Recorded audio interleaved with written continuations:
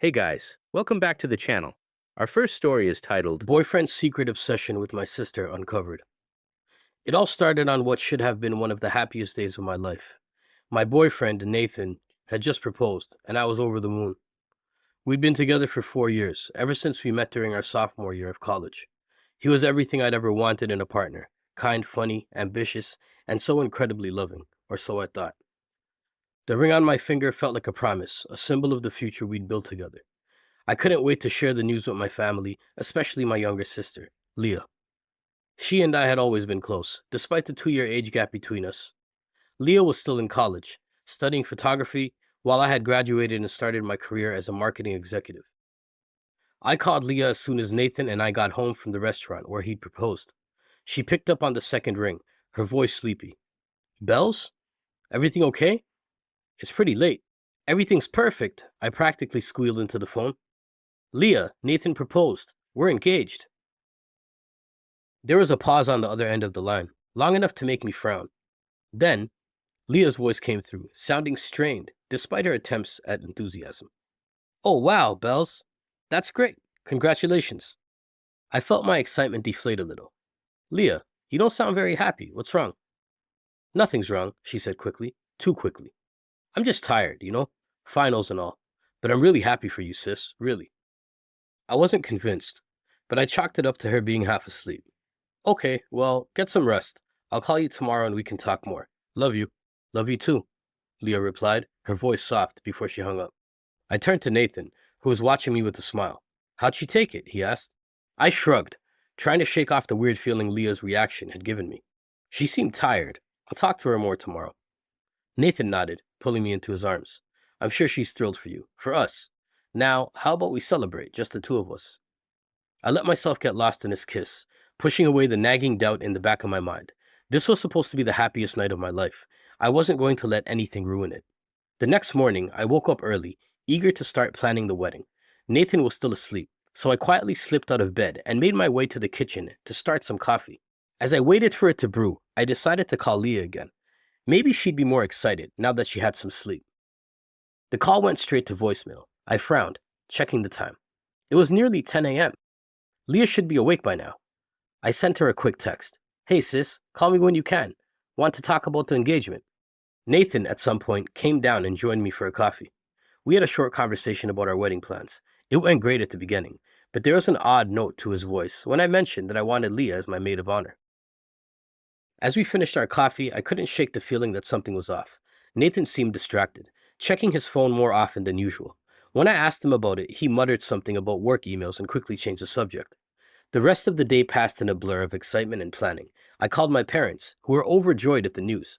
I texted my friends, who immediately started bombarding me with ideas for dresses and venues. But through it all, there was still no word from Leah. By evening, I was starting to worry. It wasn't like Leah to go this long without responding, especially to news this big. I tried calling her again, but once more, it went straight to voicemail. Maybe her phone died, Nathan suggested when he saw me frowning at my phone. Or she's busy with finals. Don't worry so much, Bells. I nodded, trying to push away my concerns. You're probably right. I'm sure she'll call soon. But Leah didn't call. Not that night.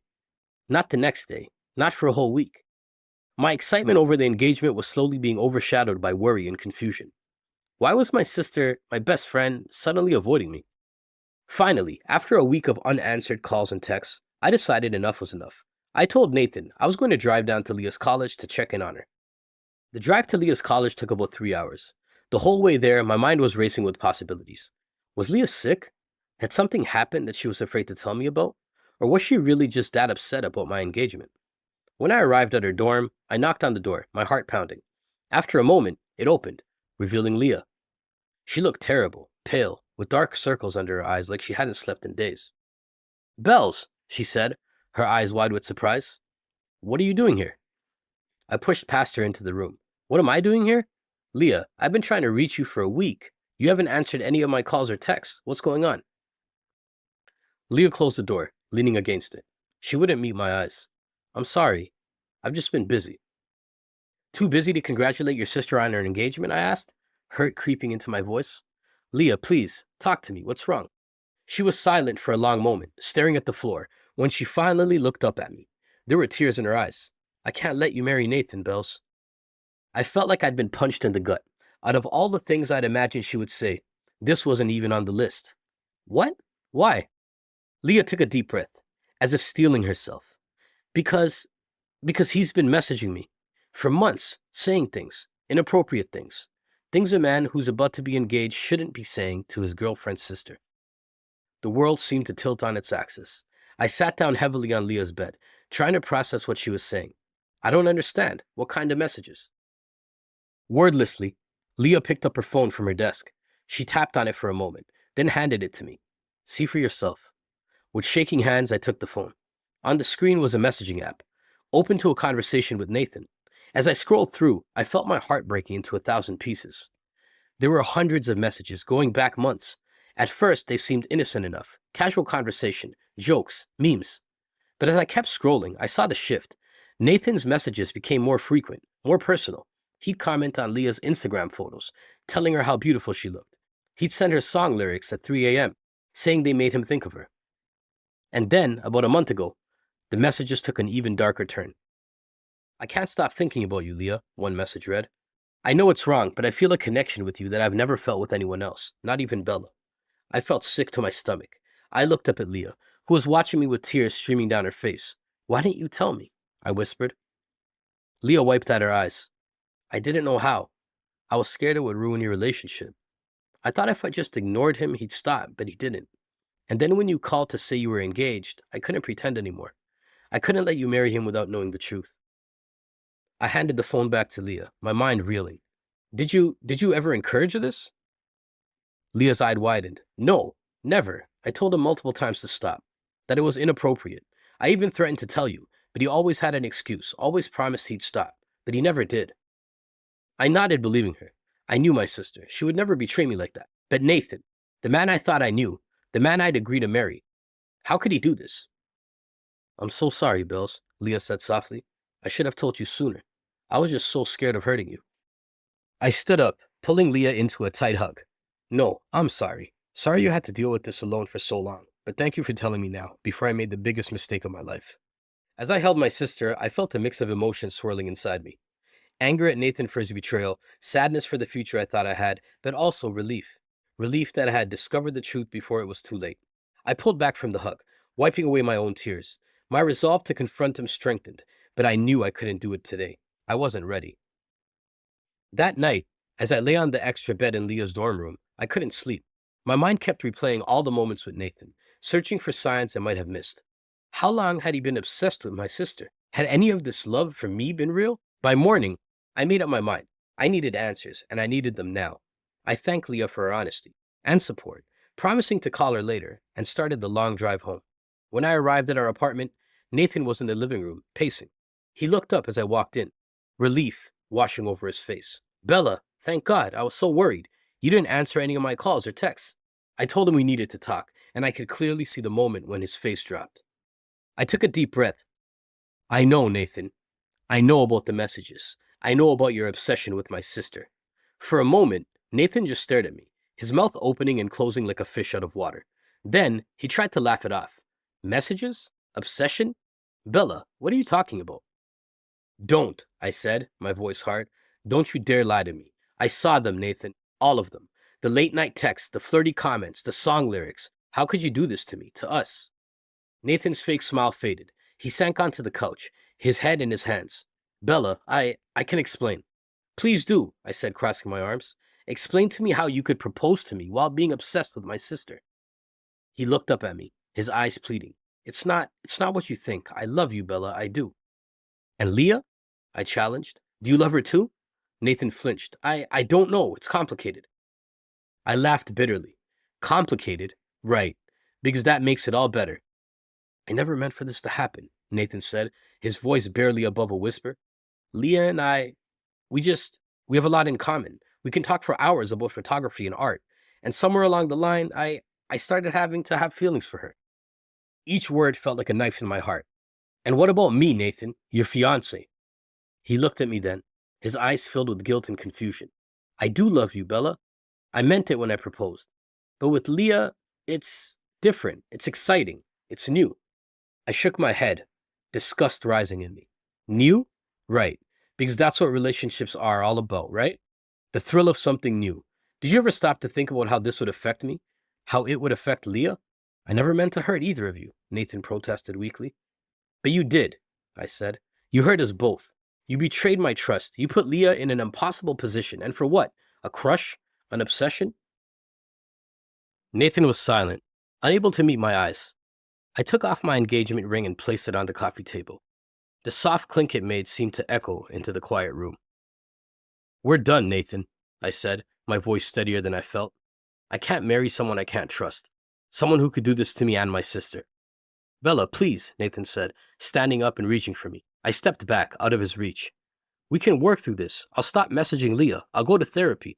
I'll do whatever it takes. I looked at him, really looked at him. The man I thought I knew, and I realized something. I didn't know him at all. No, Nathan, I said quietly. We can't work through this. You didn't just make a mistake. You made a series of choices, over months, that showed a complete disregard for me and for Leah. I deserve better than that. We both do. I walked to our bedroom and started packing a bag. Nathan followed me, pleading and apologizing. But I tuned him out, focusing on the task at hand. As I zipped up my suitcase, Nathan made one last attempt. Where will you go? I turned to look at him. That's not your concern anymore. I'll come back for the rest of my things later. I expect you to be gone when I do. With that, I walked out of the apartment, out of the life we'd built together. As I got into my car, I felt a mix of emotions, anger, sadness, betrayal. But underneath it all, there was something else, relief. I drove back to Leah's dorm, feeling lighter with each mile that separated me from Nathan. When I arrived, Leah was waiting for me, worry etched on her face. How did it go? She asked as soon as I walked in. I sat down on her bed, suddenly exhausted. It's over. I ended it. Leah sat next to me, putting an arm around my shoulders.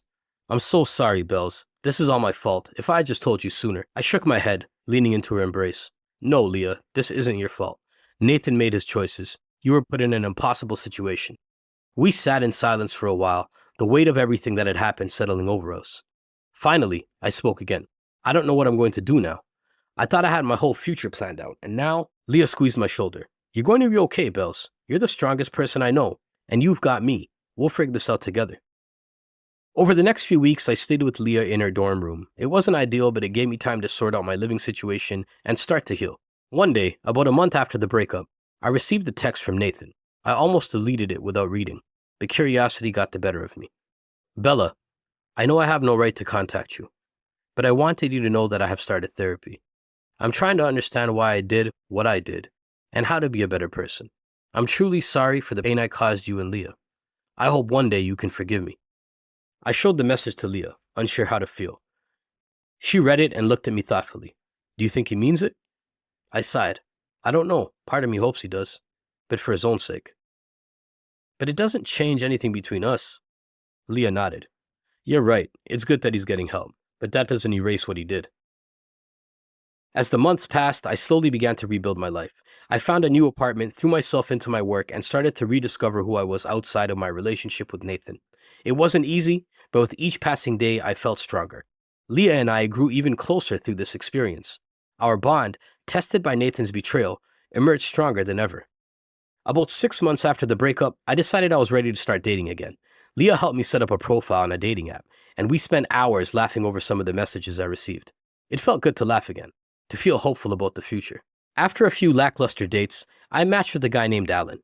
He was a pediatric nurse, with kind eyes and a warm smile. Our first date was at a local art gallery, and I was surprised at how easy it was to talk to him.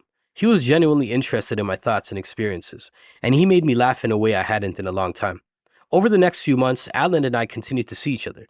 We took things slow, both of us aware of our past hurts and determined not to repeat old mistakes. He was patient and kind, never pushing me further than I was ready to go. One evening, as we were cooking dinner together at my apartment, Alan paused, a thoughtful look on his face. Can I ask you something, Bells? I nodded, curious. Of course. Are you happy? With us, I mean?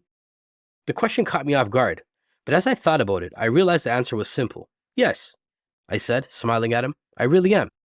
Alan's face lit up with a smile and made my heart skip a beat. I'm glad because I am too, happier than I've ever been in a long time. As we ate dinner that night, talking and laughing, I felt a sense of peace wash over me. I thought about how far I'd come since that terrible day when I discovered Nathan's betrayal. I thought about Nathan, hoping he was continuing with his therapy and working on himself. While I could never forget what he did, I had reached a point where I could wish him well on his journey of self-improvement. Most of all, I thought about the future I was building with Alan, filled with trust, respect, and genuine care for each other. The future where I was stronger, wiser, and more true to myself than I had ever been before. As Alan reached across the table to take my hand, his touch warm and comforting, I realized something. The end of my relationship with Nathan hadn't been the end of my story. It had been the beginning of a new chapter, one filled with growth, healing, and a love more genuine than anything I had known before. I squeezed Alan's hand, feeling grateful for the journey that had led me here. The road hadn't been easy, but as I looked into Alan's eyes, I knew every step had been worth it. This was where I was meant to be, and I couldn't wait to see where this new path would lead. Here are my thoughts about the story. Guys, sometimes I like to just sit on my bed and think. I think about all kinds of stuff, like why alpacas exist, or what kind of magical serum people put in those Asian beauty products. And sometimes I even wonder about where guys like Nathan get their audacity from. My dude, what were you thinking? I mean, I get it. Relationships are complicated, and sometimes feelings sneak up on you like a ninja in the night. But cheating with your girlfriend's best friend? That's like the ultimate no-no in the bro code and girl code combined. It's like he took the rule book of relationships and used it as toilet paper. But you know what really got me? The way Leah got caught in the middle of all of this drama. Poor girl was probably losing sleep, tossing and turning, trying to figure out whether to spill the beans or keep her mouth shut. Talk about being stuck between a rock and a hard place. I mean, don't get me wrong, she definitely should have told her sister sooner, but I can still sympathize with the dilemma. Now, let's talk about our girl Bella. Man, my heart broke for her when she found out. You could practically feel the rug being pulled out from under her feet. But here's the thing that really impressed me. Her resilience. She didn't just curl up in a ball and binge watch Netflix for the next 6 months, which, let's be real, would have been totally understandable and maybe perhaps probably would have been what I would have done in that situation. Nope, she picked herself up, dusted herself off, and started rebuilding her life. And can you give a shout out to therapy? Mental Health Awareness Month. Just kidding. That's in May. I do love that Nathan decided to get help. Too often in these stories, the cheater just rides off into the sunset without any character development. But Nathan actually taking steps to understand his actions and become a better person? That's some real growth, folks. It doesn't excuse what he did, but it shows that people can change if they're willing to put in the work. Though, pay attention to the keywords. If they're willing to put in the work. And remember, guys, an apology does not and should not automatically warrant your forgiveness, especially after a betrayal like this. Since the cheater couldn't guarantee their loyalty, you shouldn't be obligated to guarantee your forgiveness either. And now, guys, we will move on to the second story of the video. Please like the video if you have enjoyed it so far. The story starts like this. Future husband's double life as a sugar daddy exposed. To be honest, the entire experience just felt like a nightmare. Even now, months later, it feels surreal, like something out of a trashy daytime soap opera. Not my actual life. But here I am, ready to share how I discovered my fiancé's secret double life as a sugar daddy just weeks before our wedding. My name is Emma, and up until 6 months ago, I thought I had it all figured out. At 29, I had a thriving career as a marketing executive, a great group of friends, and most importantly, I was engaged to marry the man of my dreams, or so I thought. Arthur and I had been together for 4 years, engaged for 1. He was handsome, successful, and charming. The kind of guy my friends jokingly referred to as too good to be true, if only I'd known how right they were. We met through mutual friends at a charity gala.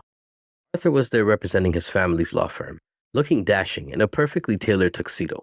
I was instantly smitten by his easy smile and quick wit. We hit it off immediately, talking and laughing for hours. By the end of the night, I knew there was something special between us. Our relationship progressed quickly after that. Within 6 months, we were practically living together. Arthur was attentive, romantic, and seemed to genuinely care about my hopes and dreams. He encouraged me in my career and was always there to listen after a tough day at work. When he proposed on our 3rd anniversary with a stunning diamond ring, I didn't hesitate to say yes. I thought I'd found my happily ever after. The next year was a whirlwind of wedding planning. We set a date for June 15th, a beautiful early summer wedding at a vineyard outside the city. I threw myself into every detail from dress shopping to cake tastings to crafting the perfect playlist. Arthur was supportive, but mostly took a backseat in the planning process. I didn't mind. I figured he was busy with work and trusted my taste. Looking back, there were signs that something was off, little things that I brushed aside at the time, but now stand out in glaring neon. Arthur started working later and later, often not getting home until after I was asleep. He became protective of his phone, always keeping it face down and taking calls in other rooms. Our sex life dwindled. He always claimed to be too tired or too stressed from work. But I was so caught up in wedding preparations and my own busy job that I didn't pay much attention. I chalked it up to pre-wedding jitters and the natural ebb and flow of a long-term relationship. How naive I was. Everything changed about 2 months before the wedding.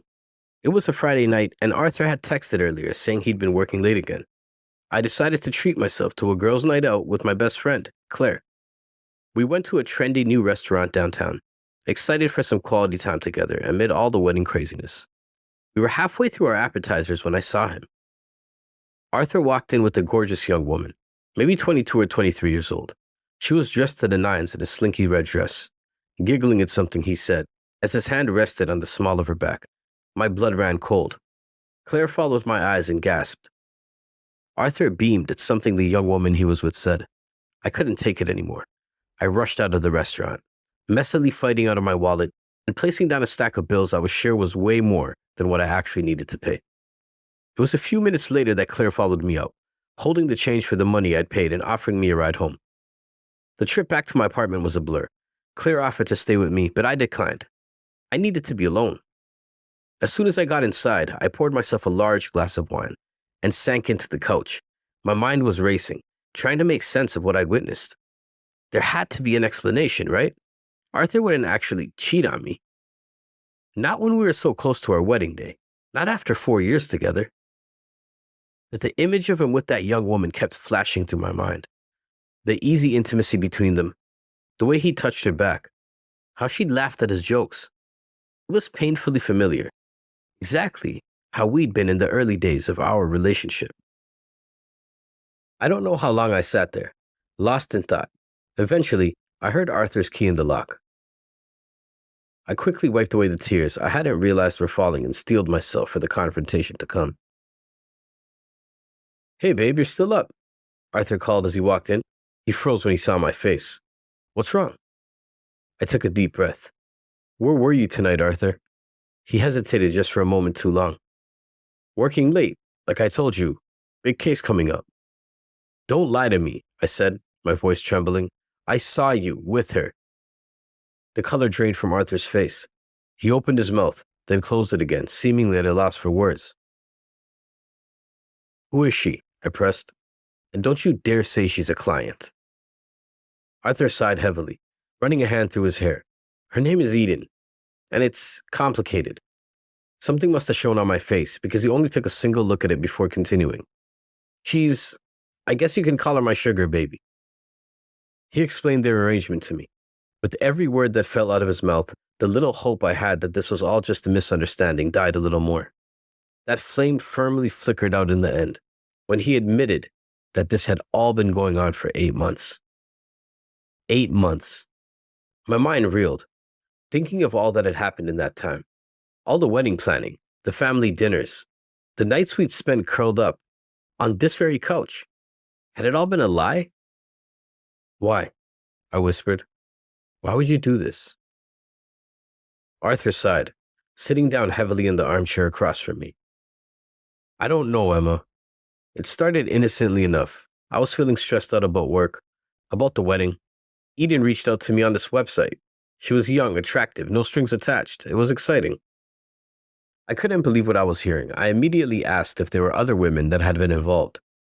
If he was willing to cheat once, then he'd be willing to do it twice, if not more.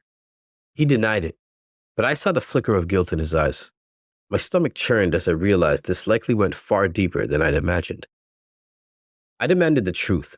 I deserved that much. Arthur seemed to deflate, slumping back in his chair. There have been others, he admitted. Real quietly. 3 total. but Eden is the only current one. I felt like I was going to be sick. How could you do this to me? To us? Was anything real? Of course it was real, Arthur insisted, leaning forward. Emma, I love you. This thing, the sugar babies, it doesn't mean anything. It's just a bit of fun, a way to blow off steam. His words hit me like a physical blow. Fun? That's how he viewed betraying me? Lying to me for months on end? Get out, I said, my voice shaking. Get your things and get out of my apartment. Now. He pleaded with me, claiming it was all a mistake and that he'd cut off contact with Eden immediately. But I wasn't having it. He opened his mouth like he wanted to argue further, but must have seen something in my expression that made him think better of it. Without another word, he went to the bedroom and started packing a bag. I sat frozen on the couch, my mind reeling. How had my life imploded so spectacularly in the span of a few hours? This morning, I'd been happily planning my dream wedding. Now I was kicking my fiancé out of our shared home after discovering his secret life as a sugar daddy. When Arthur emerged with his hastily packed suitcase, I couldn't even bring myself to look at him. I'll go stay at a hotel, he said quietly. But Emma, please, can we talk about this tomorrow when we've both had some time to calm down? I said nothing, staring blankly at the wall. After a moment, I heard Arthur sigh. He set something on the coffee table, his key, and walked out the door. As soon as it clicked shut behind him, I broke down.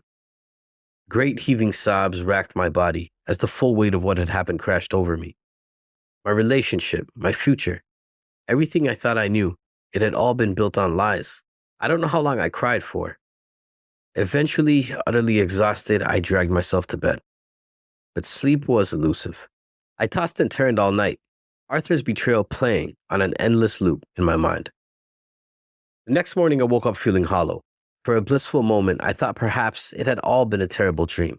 But the ache in my chest and Arthur's absence beside me confirmed the harsh reality. Over the next few days, I existed in a fog. My best friend, who I'd call in a fit of desperation, was a godsend, handling all the wedding cancellations and fielding concerned calls from family and friends. I took a week off work, claiming a bad case of flu. I couldn't face putting on a brave face and pretending everything was fine. Arthur continued to call and text incessantly.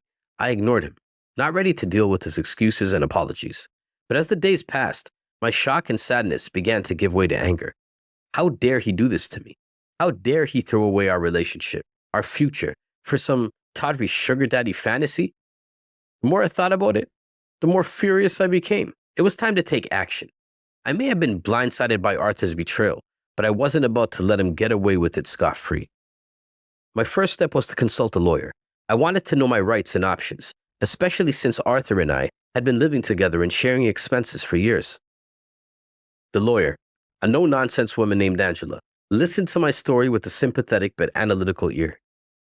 Well, the good news is, you weren't married yet, she said when I'd finished.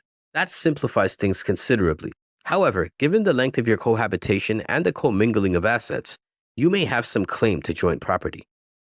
We spent the next hour over my finances with a fine-tooth comb.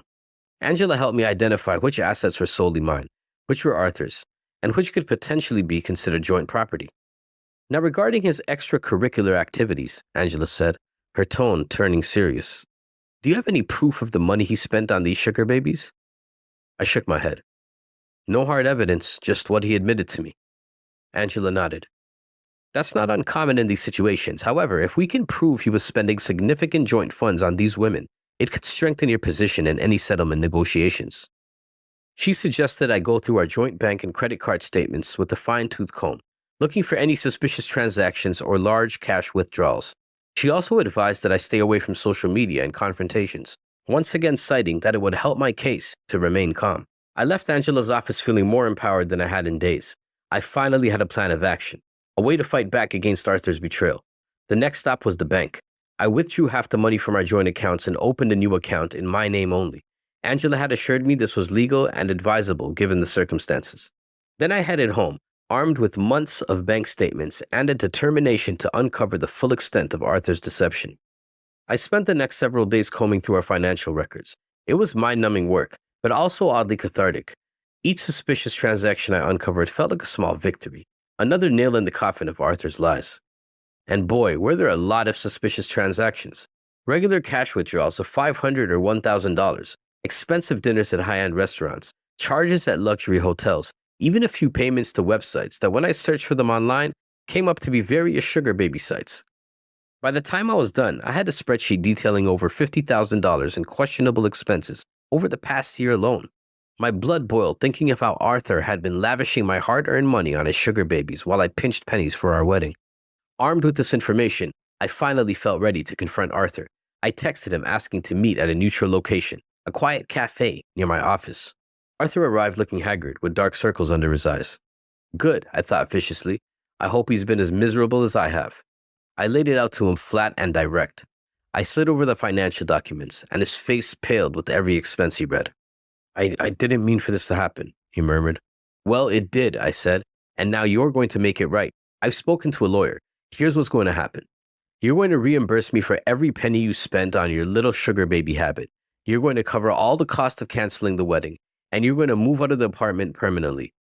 Arthur started to protest, but I held up a hand to silence him. This isn't a negotiation, Arthur. It's me telling you how it's going to be. Unless, of course, you'd prefer I go public with all of this. I'm sure your family's law firm would be thrilled to learn about your extracurricular activities. The threat hung in the air between us. Arthur's family was old money, very image conscious. A scandal like this could seriously damage their reputation and Arthur's inheritance prospects. After a long moment, he agreed quietly. And with that, I walked out of the cafe and out of Arthur's life. The next few weeks were a whirlwind of activity. True to his word, Arthur cooperated fully with the financial settlement. He moved out of our shared apartment, reimbursed me for the wedding expenses and his sugar baby expenditures, and signed over his half of our joint assets. Telling our families and friends about the canceled wedding was painful, but necessary. I decided to be honest about the reason. I felt people deserved to know the truth about Arthur, and I refused to carry the shame of his actions. The reactions were mixed. Some people were shocked and sympathetic. Others, particularly some of Arthur's longtime friends, tried to downplay his actions or suggest I was overreacting. I quickly learned who my true friends were. My parents were devastated on my behalf, but supportive. My dad even offered to have a word with Arthur, which I politely declined. The last thing I needed was my 6-year-old father getting into a fistfight with my ex. Arthur's family was another story. His mother called me in tears, begging me to reconsider. She suggested couples therapy, a longer engagement, anything to avoid the embarrassment of a canceled wedding. I stood my ground, making it clear that there was no possibility of reconciliation. His father's reaction was colder. He left a terse voicemail, suggesting that if I went through with ruining Arthur's reputation, I might find myself facing a lawsuit. I forwarded the message to my lawyer and blocked his number. As word spread about what had happened, I was surprised by the number of people who reached out to share similar stories. Friends of friends, distant acquaintances, even a few strangers who had heard through the grapevine. All of them had tales of discovering a partner's secret life as a sugar daddy or sugar baby. It was both comforting and depressing to realize how common this kind of betrayal was. I started to wonder just how many seemingly perfect relationships were hiding dark secrets beneath the surface. As the dust began to settle, I found myself at loose ends. The apartment felt too big, too empty without Arthur. Every corner held memories of our life together, all of them now tainted by his betrayal. I threw myself into work, taking on extra projects and staying late at the office. Anything to avoid going home to an empty apartment and my own thoughts. My friends, bless them, rallied around me. Claire insisted on weekly girls' nights. My college roommate flew in for a long weekend of wine, junk food, and bad movies. Slowly but surely, I started to feel like myself again. About 2 months after the confrontation with Arthur, I received an unexpected email. It was from Eden, the sugar baby I'd seen Arthur with at the restaurant. I know you probably hate me, the email began, but I wanted to reach out and apologize. I had no idea Arthur was engaged. He told me he was single and just focused on his career. I feel terrible for the part I played in hurting you. Eden went on to explain that she'd met Arthur through a sugar daddy website when she was struggling to pay for college. What started as a financial arrangement had grown into something more, at least on her end. I actually thought I was falling in love with him, Eden admitted. Now I realize it was all based on lies. I'm so sorry, Emma. You didn't deserve any of this. I sat for a long time staring at that email, unsure how to feel.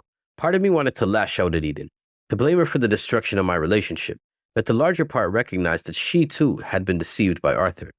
In the end, I wrote back a short, civil response thanking Eden for her honesty and wishing her well. It wasn't her fault that Arthur had chosen to betray me. The blame for that lay squarely on his shoulders. As months passed, I slowly began to rebuild my life. I threw myself into new hobbies, taking a pottery class, joining a hiking group, volunteering at a local animal shelter, anything to keep busy and meet new people. I also started seeing a therapist to work through the trauma of Arthur's betrayal. It wasn't easy, but gradually I began to process my anger and grief. One of the hardest parts was learning to trust again.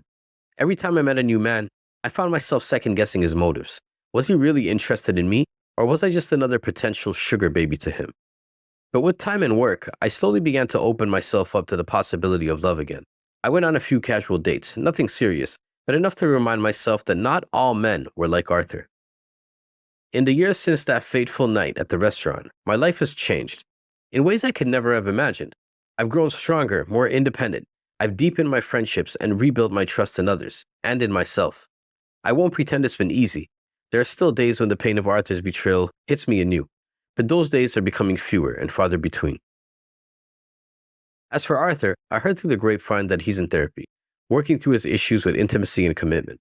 Part of me hopes he's genuinely changed. Not for my sake, that ship has long since sailed, but for the sake of any future partners. Looking back on everything that's happened, I realized that discovering Arthur's double life as a sugar daddy was, in a twisted way, one of the best things that could have happened to me. It freed me from a relationship built on lies and forced me to confront my own strength and resilience. I don't know what the future holds, but I do know this. I'm stronger now than I've ever been. Whatever life throws at me next, I'm ready to face it head on, with my dignity and self-respect intact. Here are my thoughts on the story. First off, can we talk about Arthur for a hot second? This dude, man, I swear, some guys just can't keep it in their pants, you know? But it's not even just about the cheating. It's the whole sugar daddy thing. Like, bro, you're engaged. You're supposed to be saving for a future with your fiance, not blowing 50 grand on side chicks. That's just, I can't even wrap my head around it. Emma, my girl, thank you for going after him and getting your due. Monetary compensation is the minimum he should be giving you. If he could cash out for those sugar babies, he could sure as hell cash out for you. I'm not gonna lie though, my mind went places when I heard that his family took reputation seriously. The petty part of me was rooting for you to pretend everything was okay. Get married to him, then kick off a ridiculously public and messy divorce trial to permanently smear that reputation. Was that too much? Probably. It's nice to think about though. But here's the thing that really got me, the aftermath. You know, it's easy to focus on the drama of the confrontation, but the real story is what happens after. Emma dealing with telling everyone, facing Arthur's family, and can we talk about his dad threatening legal action? I never understood parents who would stand by their children no matter what they did. I mean, Arthur literally had 3 sugar babies while being engaged to Emma, and the reactions are to beg her to stay and threaten her with a lawsuit if not? Crazy. Emma's growth was beautiful to see, though it would have been easy for her just to shut down, to become bitter and angry. And yeah, she went through that phase, but she didn't stay there. She got therapy, she tried new things, she rebuilt her life. That takes guts, man. And can we appreciate for a second how she handled Eden's email? I mean, if I were in Emma's shoes, I don't know if I could have been that mature, but Emma recognized that Eden was a victim too. That's some real emotional intelligence right there. All in all, Arthur really sucks. Everyone's a victim in this story except for him and his family, apparently. But let's be real. In this age of dating apps and social media, stories like this are more common than we might want to admit. How many of us have friends who've discovered their partner was living a double life online? It's a very real, very modern problem. And guys, that's kind of scary to think about. Anyways, guys, I hope you enjoyed the video. Please like and subscribe, and I'll see you again tomorrow.